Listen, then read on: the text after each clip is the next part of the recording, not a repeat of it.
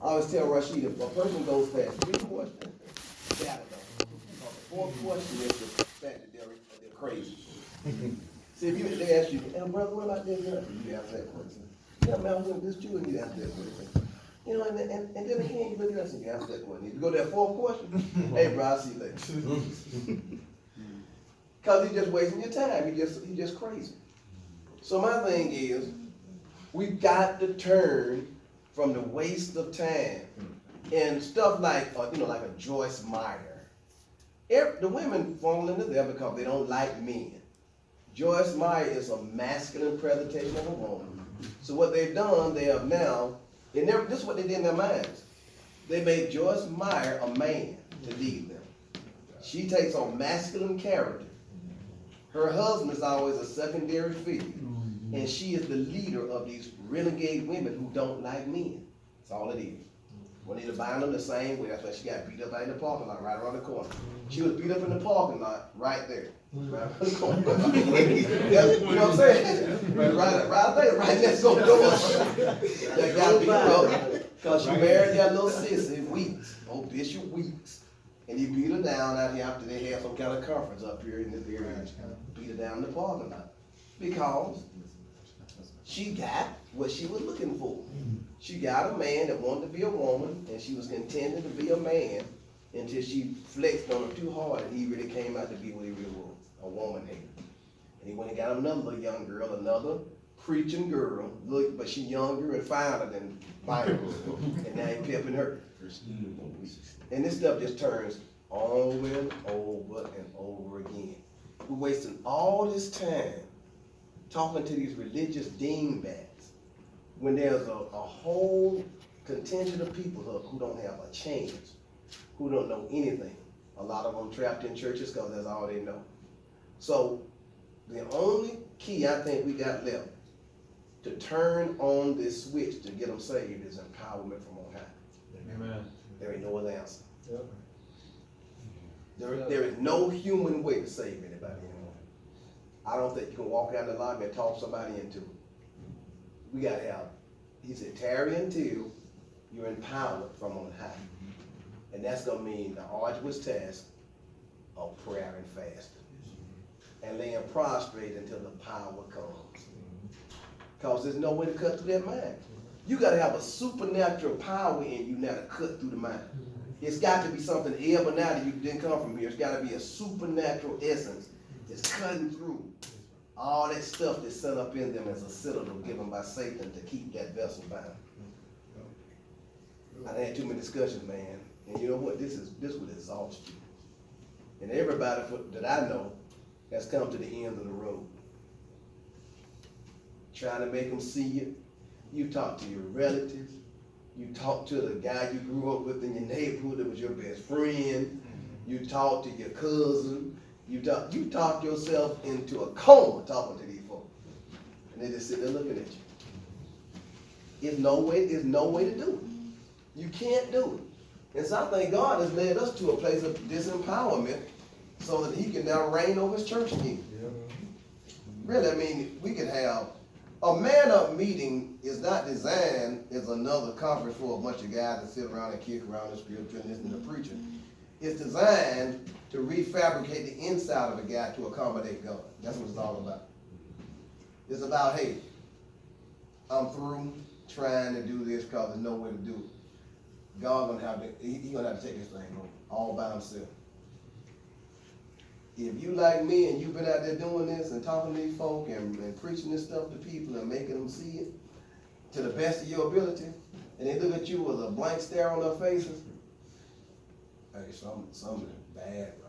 Because you really, if you lined up the Omega Ministries message next to most stuff out there, you would say normally the people would just turn to this. You had them see that's right there. See, and what proves that is, you did it. So what separated you from that guy right there? I mean, have you ever thought about that? How is it, this makes perfect sense to me, but I give it to him, and he says it's a cult. Well, it's crazy or something. And then you're wondering, what's being said, okay, what's making it a cult? And what's some answer you get back from him? Like what? He sounds too hard. Sound too hard? He talk too hard. Talk too hard? Sound angry. Sound angry? You hit it on the solid lines. It's true, But but you know, I mean, from a, especially from a guy, you know what I'm saying? I get people too scared to even listen. They don't even listen. The devil just totally blind them to even play it. Did y'all ask me, did you play it? Did you listen? Did you play it? Give me like a million excuses. It's a strange, it's a strange word. Everybody out on the broad here. I let my brother-in-law hear it. He told me it's fear mongering. I'm like, fear mongering? Okay, what, define, did he define that? No, he couldn't. He couldn't. I asked him what he meant. He was like, Fear it mongering. sounded like you're trying to scare me. Yeah, we Trying to scare I'm trying me. to scare you out of hell, man. Yeah. Fear mongering. That's a good one, man. I haven't heard that one. Write that down. That's a new one. But you can see where we're at. We're up against it now. I mean, this ain't even funny. If you were to stop and think about the seriousness of this, your mama going to hell. Your mama is going to go to hell. Forever. See, that's where we're at. I mean, I'm dead serious. Your brother, your cousin, all these folks that's acting crazy, talking about fear mongering, they going to hell. And they're sitting there looking at you crazy. And then it's almost like this religious stupor is so intense that to bring it up, you are now the evil one to even characterize it as a black and white issue. And like God is not for real. God is for real. He's going to do exactly what he said he's going to do. That's what's got me, man. I'm looking at these folks. These little girls think they're going to be able to wink and blink and sashay around before God and make it in like they done done all these men they done tricked. It's going to be a cold-blooded day, man. When you realize you don't care nothing about your body. You don't care nothing about your baby brown eyes and how curvaceous you are. You're going to say you right to hell. And I think that characterization of God, which is the true one, is something in the human mind that don't like the finality of it all. So they strive everything in them. That's why some of your wives start jumping around and get nervous because they're really attached to the world. See, with the flinching in her is her attachment to the world. She ain't let it go yet. You know, if they haven't embraced the war against spiritual entities, they're really afraid of you embracing that war. So they don't want you to sell out to it. They want to keep you kind of like, well, go on down to the conference. You go back, how was the conference? So you see what I'm saying? We just go back to, you go on a little, hiatus for a couple of days, and y'all, bowl or whatever y'all was doing. Yeah, come on back up in the house, and we just go back to business as usual. We got to get rid of that business as usual stuff. That's right. Not talking about the guy who didn't make it, but like Rashid said, the guy was coming but couldn't make it because of whatever circumstance. I told him I would have made it. See, I would have made it. He said, well, it don't make a difference. I would have got here. See, that's how raw you got to be. I don't understand not being able to do something. I don't even know what you're talking about. Because I done wanted to go somewhere, man. I done slept on the street, in the back of my car, brushed my teeth in a hotel bathroom. Whatever I had to do, man, I had to get to this, man. I need some heat, man. I'm dying out here. I need some kind of resuscitation, man. And I got to wherever God led me where the power was flowing. If I needed to get revived, if I needed to get re-inspired, if I needed something to, because you run out of fuel out here, man, sitting out here on the island, you got to get to somewhere to just re-spark you again and get you going again. You know what I'm saying? Well, this world right here is draining you heavy, man. When you go back home, the drudgery and what the Bible calls the cares of this life will choke off the word and become unfruitful. Mm-hmm. So that's why we try to get the impetus to bring guys alive in this that reproduce after their own kind. Because no matter how you do it, we can't extract a base of sustainable fighting forces out here without money. And money only comes with a broad base of people.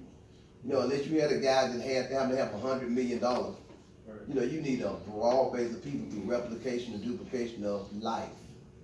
It can't be. We spent a lot of times, we have spent a lot of time over the years fooling around with coups. You know, a guy come up in here, and within 3 months he's offended by, you know, they didn't love me, or it was heavy shepherding, or Zach Poonen is more, you know, a loving type guy. And I can really identify with Zach Poonen, his ministry. One lady, she just left here not too long ago. She went to a Presbyterian church because her husband came here. It was too hard for him, so they found a Presbyterian church over in Stone Mountain or something. So they sitting over with their kids and listen to a monotone Presbyterian presentation, and this is God. Knowing it's not God, but it's not causing any conflict in my home. You see what I'm saying? The absence of conflict ain't peace. Right.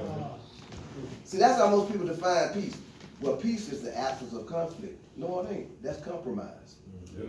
Because you're not going to have no peace on earth if you engage to God in his word. You're going to have conflict around. So that, and you got peace on the inside, conflict on the outside.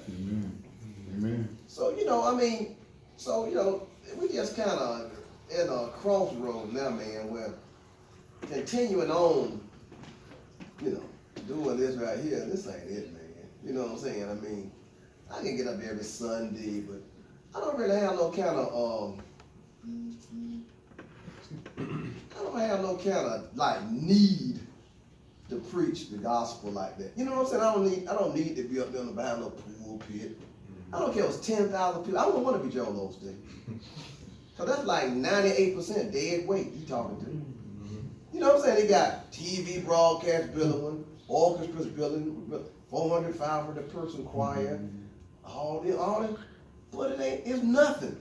He got a bunch of nothing. The Pope leads 1 billion people to hell. So I don't have a desire for fame and fortune and notoriety and all that stuff. What I want to see is the Lord's kingdom come. You know what I'm saying? I want to see this thing really happen no matter what it takes. I like to see him really come down here, make all these dingbats shut up, make Oprah shut up. You know what I'm saying? Whoopi Goldberg shut up. You know what I'm saying? And just come down with a lot of iron and just rule. You know, I can get behind that, man. You know where I'm coming from? Like, all this stupid talking, you know, Nancy Pelosi. You know, who would be governed by Nancy? Who keeps voting her in, man? Who back in her hometown, in her state, is voting in Nancy Pelosi, man? Yeah. That seems like that's impossible. I mean, Michelle Obama, the most popular woman in America now. And I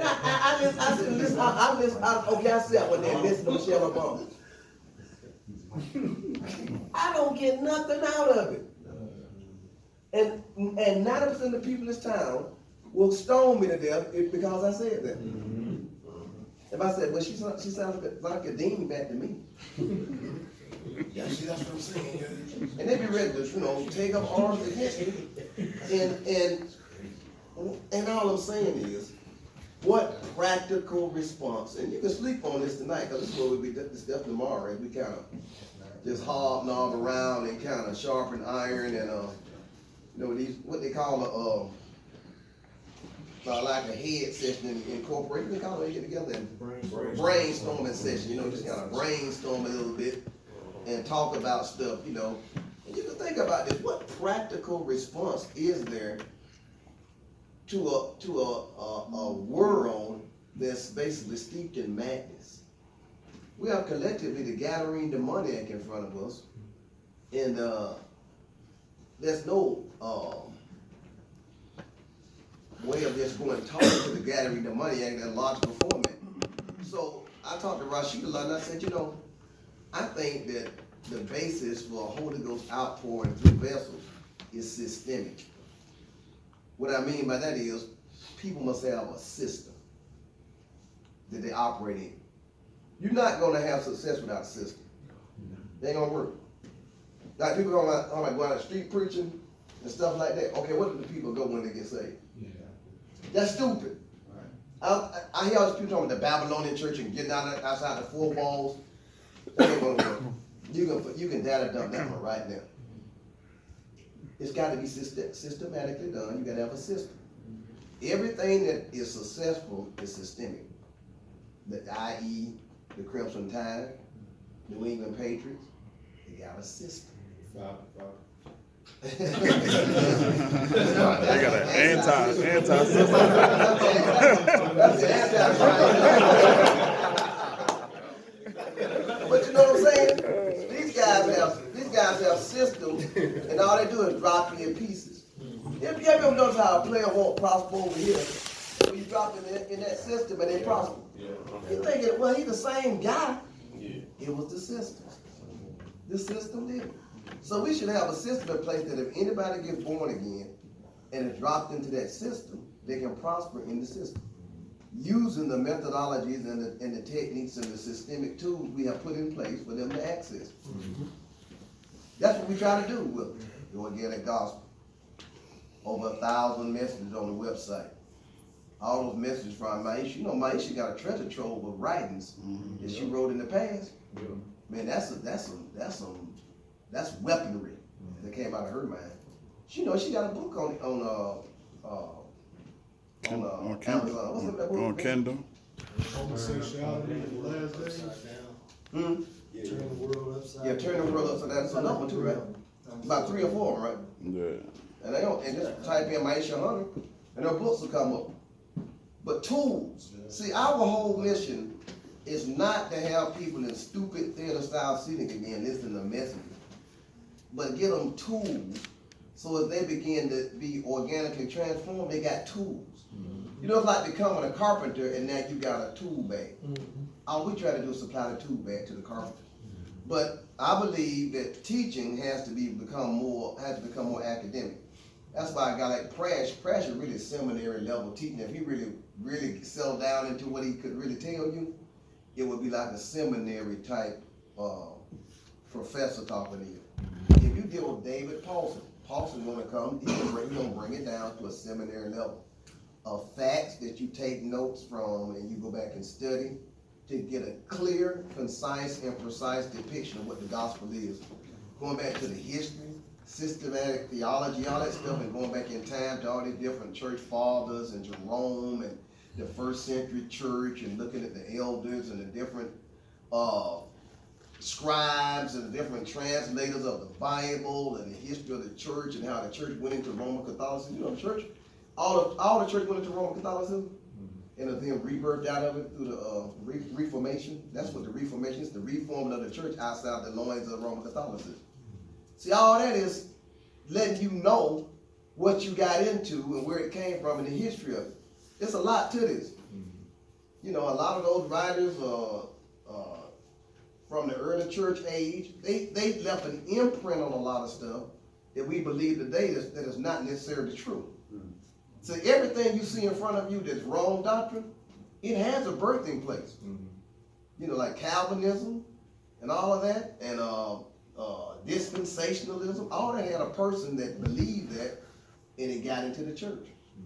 You know, dispensationalism came from a guy named Darby, who gave it to Schofield, who wrote the Schofield Bible. He put the dispensational teachings in the footnotes of the Schofield Bible, and everybody took it on as true. Writings like the late great Planet Earth with Hal Lindsey, that came from a basis of something somebody believed. Tim LaHaye believed the same thing, so you got pre-tribulation rapture from it. Pre-tribulation rapture wasn't always believed. It had a birthing point, and you can find in history who came up with it, and the debates that took form around it, and how it got birthed into Pentecostalism in Azusa Street and other places that Pentecostalism came into formation in America. All this stuff is historical data that contributes to the guy you're talking to in front of you that believes what he believes. Black Hebrew Israelites came from somewhere. You know, so it's a history behind all of that. And they go way back, you know, different guys that taught different stuff. If you go back to the guys over in Jamaica and the Rastafarians and that was that guy, Haile Selassie and all those guys, they believe, all that stuff is historical gibberish that they took in, they formatted some type of a belief system that now they have grasped and they think it's valid. But that one historical person, Jesus Christ, is a person who is not philosophical. He's a living being that you can interact with, separates him from everything else. Everything else would be a philosophy, a teaching. Some man would have inspired somebody to believe it. Jehovah's Witnesses' doctrine came from somewhere. They didn't just, you know, they just hadn't always been around. This stuff is all real. You know, the settlers in Utah that settled the Mormon church, they came from somewhere. They were birthed out of Chicago and they moved to Utah. And they founded the Mormon church and it began to grow. And, you know, back in the day, the first one of a black person didn't join the Mormons. He was evil. So you couldn't be a priest and none of that stuff in Mormonism. So all this stuff we're in a 21st century world where the people have no educational basis of what they believe and where it came from. They just get indoctrinated by Jehovah's Witnesses and accept it with no foundation as to where it came from or what it is. That's scary. I'm getting into something that I have no idea what I just stepped into. And I am betting my whole eternal life and my destiny forever on this, having no idea what I just got into. And then you dogmatically, like a radical Muslim, you're willing to die for this. Because they told you you're going to receive 70 virgins who will all have 70 servant virgins to serve you in heaven. That's 490 women. Now, I want to talk to you about one woman. Who would want 490 women in heaven? And if that's the case, how do they get there? What are they? They're just up there waiting for you in paradise? You see how crazy all this is? But, okay, with all the lunacy I just described, you got a guy that will kill you. Think about what I'm saying there.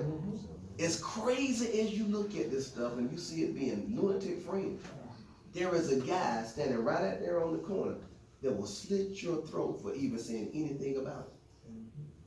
You talk against Farrakhan and the wrong group of people, they will kill you.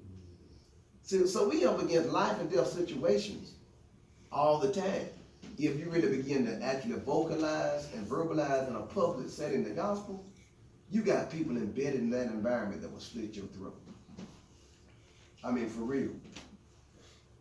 So, what happens is, people hear the Omega Ministries message real, that's what they draw back from. All the excuses about hate mongering, all the stuff they're trying to say of fear mongering, is really they're afraid, knowing that if you step into that inferno, it's going to be hellfire prevented on you. You're going to pay a heavy price. Some of them calculating their minds what their wife would do about it, what their husband would do about it, what their families will think of them, my job. You know, all that's what they're calculating in their mind. They hear it. They know it's not. They know that's not Eddie Long or Joel Osteen or T.D. Jakes. It's not the same thing. And they hear it, and they calculate in their mind. If I give credence to this, it's gonna cost me. That's what's going on. So we just got to accept it. It's gonna be a real lean fight with a lean, mean machine that's got to run this. And like I say, it's not stimulated by pride and trying to be anybody, because you're a dead man walking. You might not last 6 months in this. And if God really triggered his church, people on the leading edge gonna be the first one killed. That's just how it goes. I mean, if we all were going into Normandy, you know, we might all volunteer to go, but I don't think we want to be the first one off the landing craft. You know, I'll just go in first. No. I'm going to go, but I don't think like 10,000 guys. You know what I'm saying? So all y'all that go in there first, y'all get mowed down and stuff, and we can just come in when, you know, the coast is clear. Nobody volunteer to go into no hellfire first, man. And that's what we up against. We call a man up meeting. You know how many guys listen to this message? Hundreds of them. Hundreds. But they know instinctively, if I get in that, I know if I commit, there ain't no coming back. I'm committing to my death. I know I am. So I'm not going. But I listen to the broadcast. I'll be tuned in. I'm not getting in that inferno. Cause see, the thing people know instinctively is if you broadcast on live stream on the internet, or you post it on Facebook, it ain't just saints can hear that. Everybody hear that. The people that despise God, and witches and warlocks and sorcerers and spellcasters and necromancers and homosexuals and lesbians and the government. You know, the government agencies, they can sit over there and listen to what I'm saying right here. They can be over there with high-tech microphones in here, right in here. I don't know what they can sit up here to see in here. You don't know. Because they got that kind of advanced technology now that always know where you are. They can listen through your phone. They always know what's going on. I mean, I'm not going to start jumping around about that. That's the hand we've been dealt. We are a spied upon culture that watch us all day long. If you got a smart TV, anything that you can receive through can also do what? Transmit. You're not ever just receiving a signal. You got an electronic medium that can receive a signal.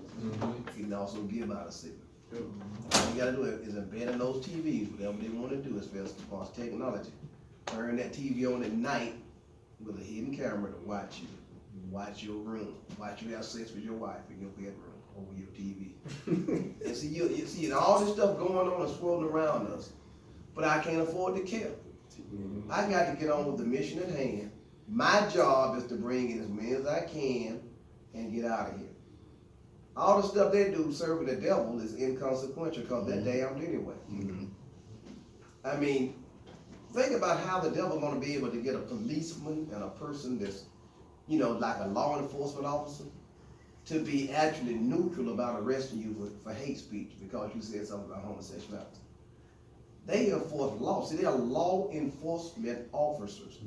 They don't make the law. Right. They'll tell you, I don't make the law. If you ever talk to one of them, up close person, they'll tell you, I don't make the law. I just enforce the law. So the devil's schematic has always been to do what? Change the laws to accommodate his purposes. So while we got a window of opportunity while the laws want to arrest us, it's a small window and it's shrinking. It's a shrinking window. You know, hate speech is to the north of us in Canada. I don't know what's down in Mexico yet, but it's coming over here. It's shrinking. California is a prototype of the shrinking window. What you see in California will become a nationwide thing. You know, if you look at society right now, you're seeing the clashing of two different spiritual forces. Really, when you hear the word conservative, it's not really about being a white Republican.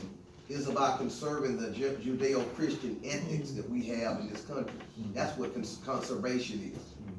Liberals also call themselves progressives. If you hear that word progressive, it means you're leaving the base of the conservative principle and progressing past that. Evolving. Why do they believe that? Because they have bought into Darwinism, where we're an evolving people, and we're growing mentally, culturally, and psychologically, and we're coming into this place of having a higher consciousness of who we are. And then when you grow into that realm, you lose gender specificity. See, that's what it's all about. The devil is telling you that Bruce Jenner has a higher developmental state than you. That's why he is what he is. Wow. So it's a hero. You see what I'm saying? He's a hero. They worship him because he has ascended to a place of non-gender specificity. So he can adapt with, can deal with his female and male sides, in that he's a female inwardly desiring a woman. He's the ultimate man. He's an avatar. He's reached the precipice of human development. They're in awe of him. He's a perfect species on. You got to come to terms with what we're about to engage. And now, from what I'm just saying, sit right here. Now, throttle your mind back and Imagine me in any given church you know saying this. They couldn't even hear what I just said. Think about what I'm saying. Millions of people in a church. This is grade school level stuff. And they couldn't hear nothing I just said. It would be foolishness to them. It's crazy. You're insane. And we're looking at it developing real time right in front of us. And this is the hand we're being dealt. And my whole take on life right now is practicality.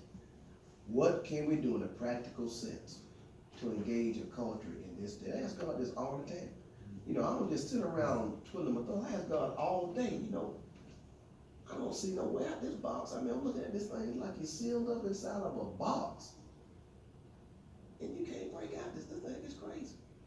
I had a girl to come here to conferences. She told Damon's wife, said, she was telling her something, and she said, "But I don't think like you, I'm not a Priceite." And she just come to conference. And she sees this as me influencing people to think a certain way. I don't believe that a normal thinking people could be influenced by me to think a certain way. Because you would have your own ability to study and everything, and you're not here to think like me. You're here to be enhanced in God to get your job done. But that's not what her problem is. Her problem is she's a solo pilot woman that's got a thug life mentality that don't like a guy telling them what to do. And see, that thing right there is the strongest force on this planet. That thug life woman, what you see a Kiki Palmer becoming, with that shaved head as a thug life pimp and dyke, that's gonna be a monster. I'm telling you that. You talking about hell on wheels. That vicious thug woman, that's exactly what Michelle Obama is. Michelle Obama is a pristine woman. That woman is a thug. A tough commando is what you got right there.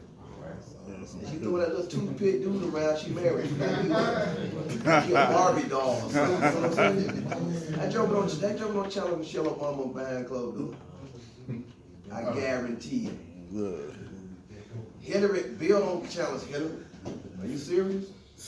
So what I'm saying is, we have not gone into combat yet. The full fury of what the devil has not been vented against us. So we have to be in a deep preparation for what's about to come.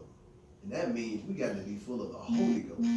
Because there's no human being that can take the venting of the devil to that extreme level. It's too extreme, man. Anybody that bold, anybody that strong, anybody that tough, anybody that manly, or whatever you want to define yourself as. Because you ain't never seen the dragon with him being fully unleashed on man. And so he's after a man. He got to destroy the man in order to take over. So when he vents, he's gonna vent on heterosexual men. And so a lot of these guys, they try to avoid things like this. They'll pack out Potter's house. They'll pack out the mega fence. Most of those guys still up on the Jakes are effeminate guys. If you deconstruct them and talk to them, you're gonna find effeminacy in them. They're somewhere at night lapping between their wives' legs. That's the feminine nature, right? They're really Bruce Jenner. They just have to put on the drag queen dress. Yeah. They do the same thing he does. And that's what we got. That's what the sticking point is. The two things that separate us, I think, from the masses is that turning on that oral sex and sodomy. If you mention that, they're ready to kill you. Sir. And patriarchal authority. That men are the final authority and the headship in the church. Those two things right there, it's got these folks mad as fire. Mad as fire. You married to a wife, you can see this right here, and she don't fight you. You need to on Bill. You need every night. Thank you, God. I mean, for real. You need to be praying every night. Yes, Thank sir. you, God, that I didn't get that Jezebelian spirit in my house. So that I have to fight a two-front war. Man. You have to fight the devil in the street and come home and fight the devil in your bed. That's heavy, man. I feel for people like that because that's heavy, man. That you gotta fight that two-front war. You know, and you know, a lot of women they come around and say mentally ascend to it, but you know inside of you that they hadn't sold themselves out to it. They know what you're saying, they hear it, They say amen to it, and that's true. But you knew if you had to saddle up tonight and you really had to go to war, that they wouldn't be ready to go. That's the truth. They don't have that, what I call a killer instinct. You need a woman with a killer instinct though. Yeah, whatever you get ready to do, I'm all in, let's get on with this, let's just do it. See that, you can feel that in them. You know when somebody's with you. You know what I'm saying? You instinctively know when somebody's standing beside you is with you. And you know when they shaking and tribulating, they half in, half out, they double-minded. They're trying to be with you, but they're not in it for themselves. All that right there, man. I mean, you can go without them with you, but I'm just saying it's gonna be hard. Because you got to, see, at some point you're gonna reach critical mass, so you got to do what you got to do. So normally what will happen is they either get in or leave. And then you get to the Marine and the Air Force and Navy dictate, they said, if I want you to have one, I'm gonna issue you one. If the unbeliever departs in suspension, case in the Bible, you're not bound. I mean, you can't downgrade this for nobody. And see now, then they call me a marriage breaker. You preaching divorce, you breaking up homes. If I teach a flat line truth that does not deter or change for anybody, I didn't break up anything. Everybody that conforms to truth, they made the decision to do so. The other person did. I can't feel about that. I can't deter and change the message because of that. It's got to stay the same. And I'm just telling you, the choices from here on out are going to be hard choices. Hard choices. You might have been praying for your wife. You might have been ministering to her. You waiting on her to get right. But it's going to reach one day critical mass. Whether she does or doesn't, it's going to reach. God's going to call up forces soon. And when he does, he's going to go with what he got. I feel this thing coming like a freight train, man. This thing is coming like a freight train. Just watch the world at large and you see this thing begin to billow and you see it begin to forge and form up. Satan is preparing for something. Don't ever think Satan is doing stuff helter-skelter. If you see the world at large change like we're seeing on a daily basis, he knows something is afoot he's getting ready for. That's telling me it's time for me to get along with God and do some fasting and praying, because when it jumps off, I don't want to be standing with my mouth open wishing I had gotten in it. I got to be prepared to do what I got to do. For real. I don't know how it's going to come. I don't know where all this puzzle pieces are. I don't know what guys he got lined up and who he's got in place. Nobody can know this. All we can do is work with 40 people in this room and impart what we can to them and tell you to restructure your life and reformat your life toward preparation for an invasion. I mean, a real release into this thing, as opposed to the daily grind of somebody talking on Facebook. Somebody got this post. Somebody, somewhere like Facebook, you see a lot of talking dudes that ain't gonna do nothing. I mean, every time somebody posts something, they like they sit at their computer waiting for somebody. They got the first one to respond to. They just say, but they'll never do anything. And I wonder what are you? You just talk like a magpie. Just talk. Man, what you doing? What you talking about? They talking about my ministry, and I'm having a Bible study in my basement. Nobody care about that junk, man. Who cares? What you telling everybody for? You got your reward, man. You see, it's just a bunch of. It's like the girl with the biggest booty at the dance. You know what I'm saying? You know what I'm saying? And she walking around in there knowing, I got a nigga booty.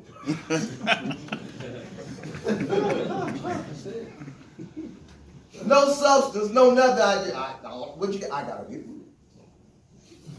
What you make on the test last week? I didn't take the test. I don't know. What, y'all had a test? Dumb as a box of rocks. But I got a. That's what we got. It's just a bunch of nothingness and talking all day. I'm telling y'all, on Sunday I do it, but man, that'd be hard for me to do that. I'm serious. I'm done with you. I be driving on Sunday thinking, you know what I'm saying, man? Why can't we just go?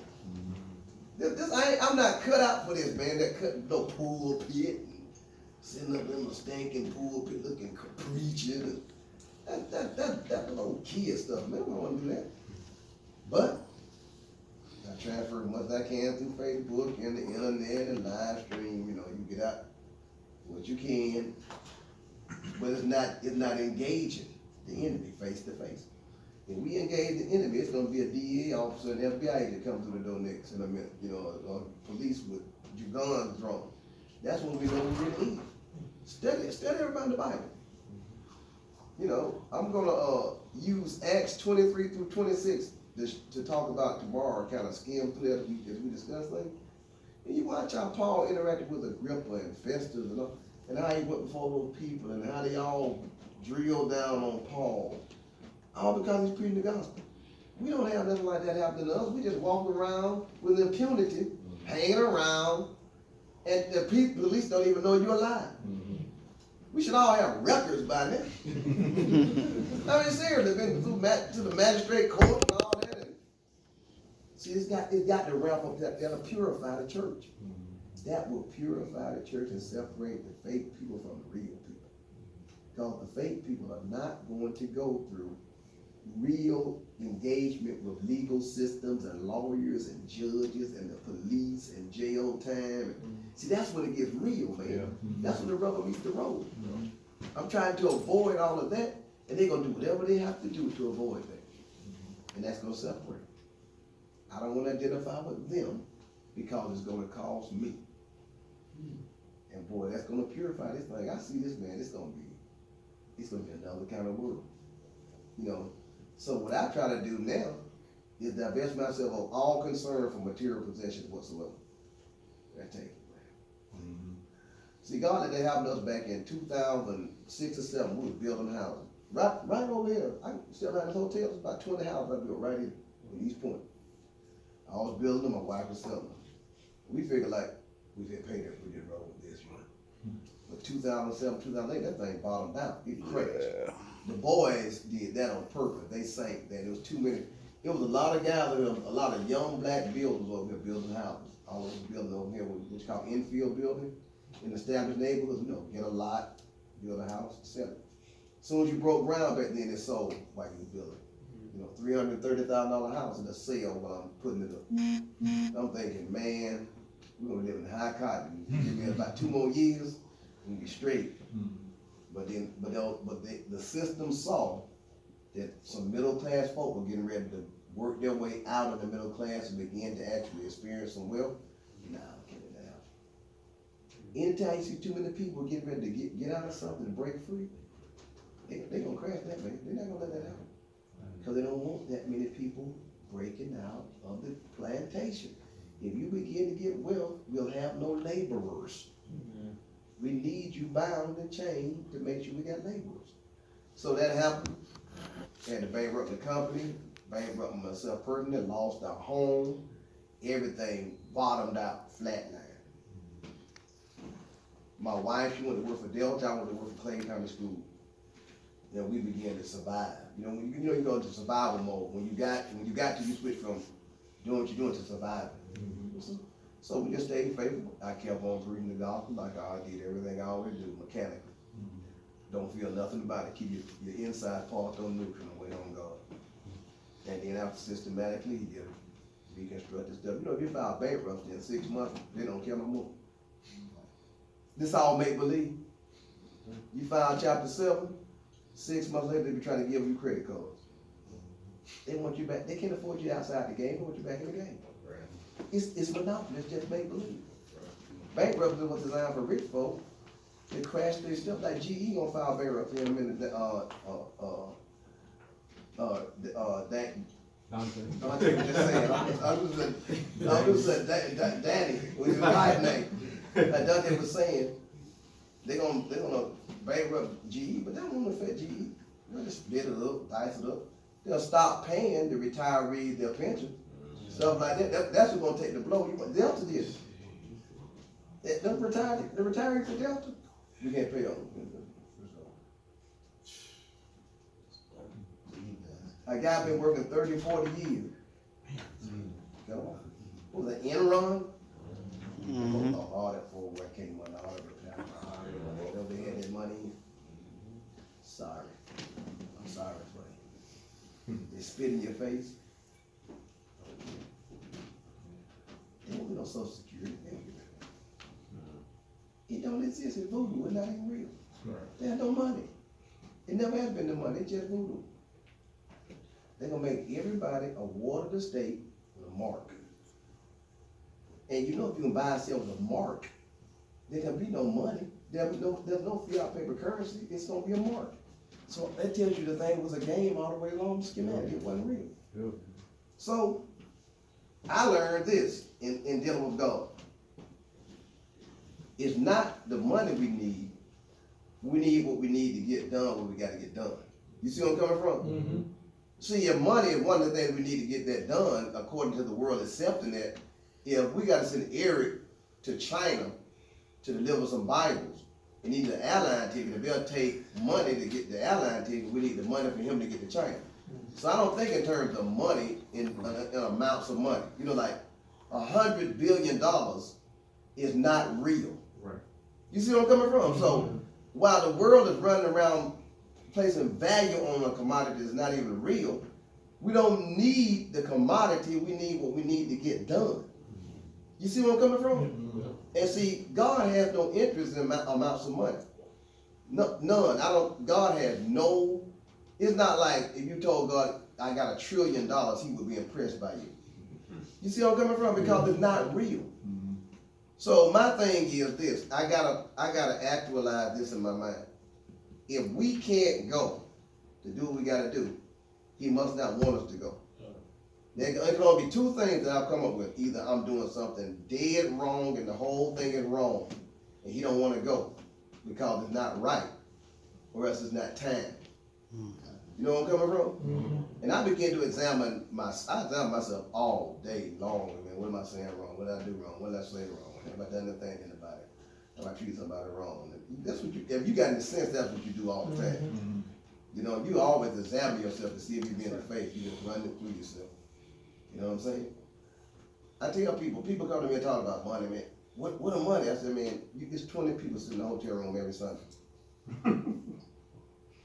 What idiot would ask me about some money, man? I mean, what kind of a mind is that? You look on the live stream broadcast, you see 20 people in the hotel room, and you wonder what the money is. I think, what is Tim at? What's the offering last week? You remember? $264? $264 was the offering. The whole offering for all of internet giving last year was $129,000. That's, all sources over the internet. And the average on Sunday, maybe 260 to 350. Somebody come in town, we might go with the 600 and 500 or something like that. And what we do is we just juggle resources, we just juggle resources, stay alive, broadcast over live stream, hang around. It's $60,000 in the building fund, we keep putting a little bit of money in there, chipping off with it. I just gave Vinny $16,000 the other week to go and do billboards and advertisement on the radio for the organic gospel, looking for stimuli. The organic gospel, if you would take that book, 128 pages, take it to a Christian publisher that was for real, they said, man, we all in, we'll print this thing. They won't touch it. They locked out. They lock us out.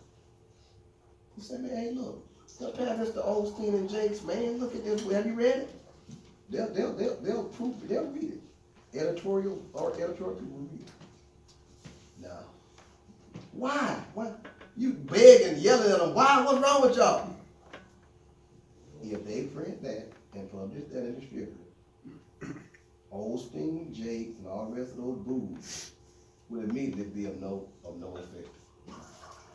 Because it don't align it with their best life now and every day is Friday. You see what I'm saying?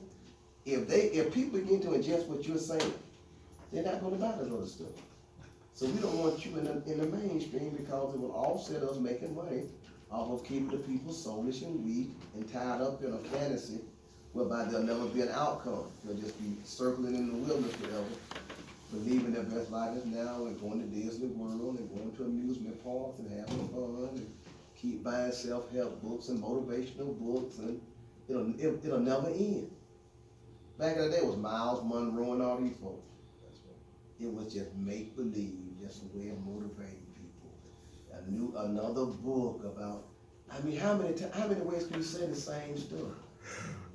Principles of success, how to be something, it just over and over again, and it just build over that stuff. You got Michelle Obama becoming Michelle Obama. Right. Now think about this. Who would care? Who would care about Michelle Obama? I don't care about you becoming Michelle Obama. That had no impact on my life. She come to town, the women sold the place out, getting autographs, crying, crazy. This is supernatural, this is demonic. The practical solution is a system.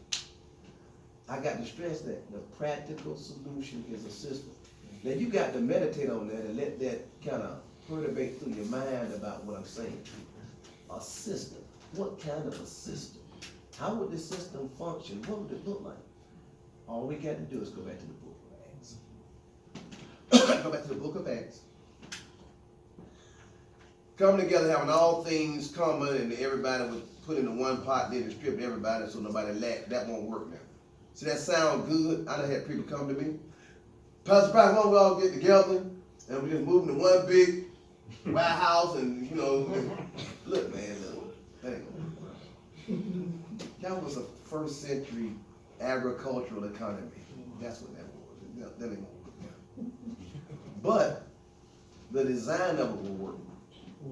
See, what you got now, because of technology, for the first time in history, you got to be able to have a church without walls. It could be global. But if everybody follows the same system, no matter where you are on the globe, you get the same results. You see what I'm saying? It's if you buy into the system, that's what's important. So I'm summing it up tonight, and we'll break up 10 minutes to 11. You can sleep on this, and we'll kick it around tomorrow morning if you have all that to think about it, talk about it with your roommate. What we got to have, and this is very important what I'm about to say to sum it up. We've got to have guys that eliminate everything in their life but Omega Ministries. That's it. That's the answer. This got to be what you do. It's like being a Marine. I heard the message. I believe the message. I believe the leadership is valid. I believe the guys ain't joking. I'm going to get into this.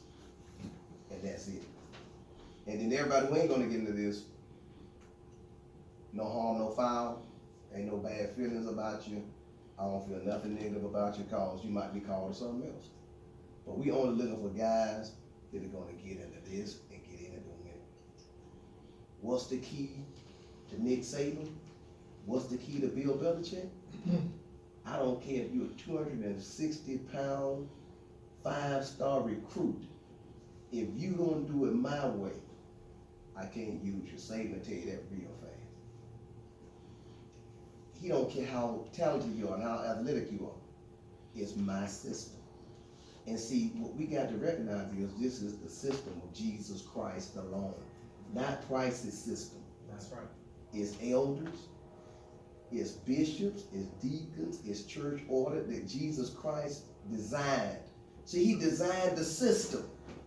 Think about what I'm saying now. He gave some apostles, prophets, evangelists, pastors, and teachers to perfect the saints to do the work of the ministry. You read in 1 Corinthians, after the gifts are talked about in 1 Corinthians chapter 12, he says he adds something to the church. First apostles, then prophets. Then he goes down the line with administrations and different gifts of healings. That's his system that we got away from. We went to a single pastor as a king over a tribe, sitting up as a CEO over a church that people worshiped him and glorified him, and the system shut down. That's where we went wrong. So what I'm telling you is, we intend to reinstate and reorder the correct system. Amen. And you got to see the system and buy into the system. What we've had historically here, It's a bunch of guys flipping and flopping around, coming around to another meeting, wanting to hear some sermons and hobnob and go back home, still punked out and crazy.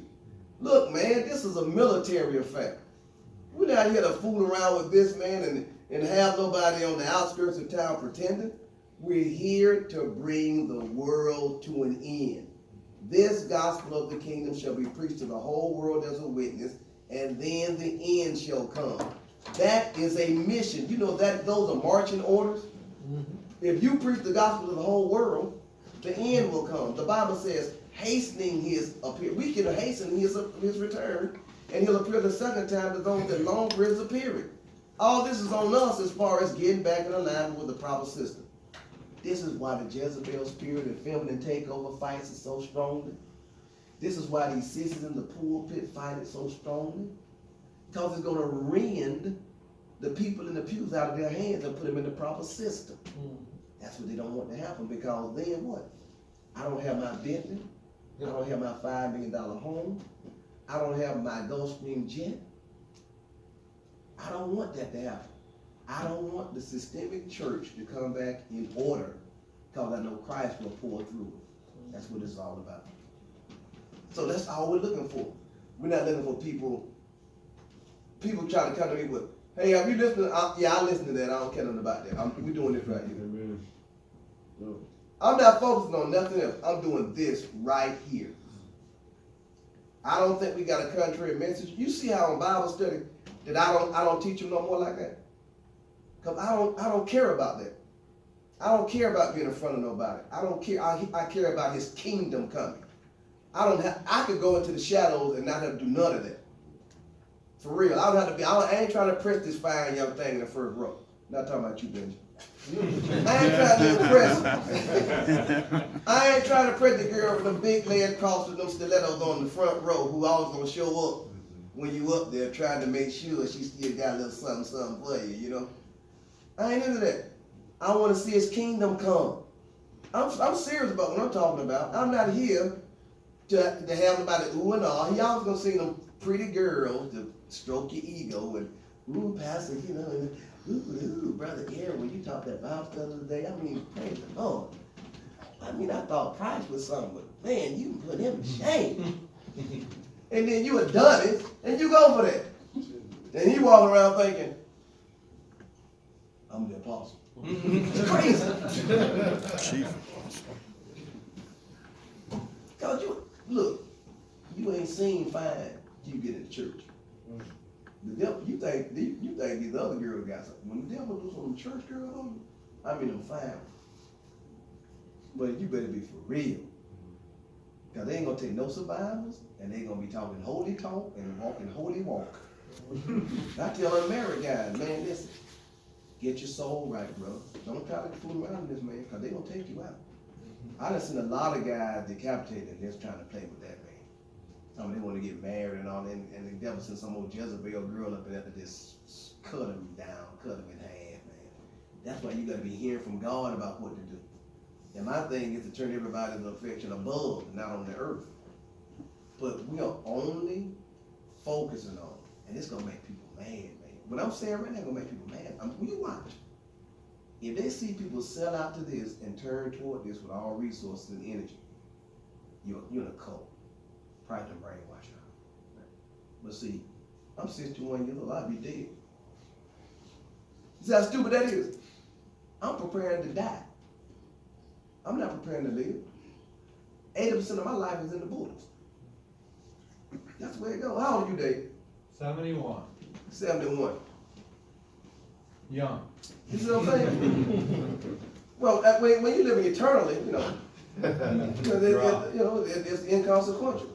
But while you're down in this body, preparation as you get older and you see that the majority of your time in this flesh state is in the books. A lot of stuff, man, it just ain't the same for you because you don't care.